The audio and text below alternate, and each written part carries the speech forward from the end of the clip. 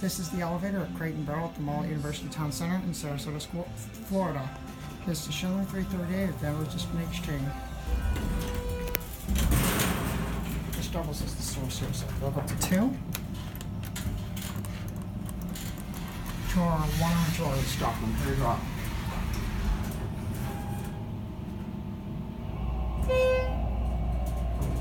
So they're unlocking, which is weird.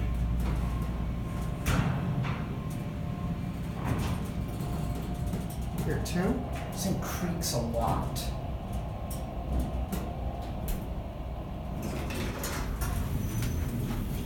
Twist the strap. Hold it back down to one arm. 885. Basic stainless steel hospital size cab. 2-speed doors. Certificate. Same fluorescent lighting as the service elevators to the 330As and the service corridors here. So this may have been installed by the mall, not by Crate and Barrel.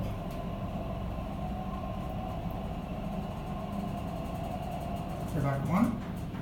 But there is no mall security camera here, probably because it's a store rather than a mall. So every mall elevator has a security camera. And typical 330A level. Was this installed 2013? Yeah, I know, I think this one's in 14.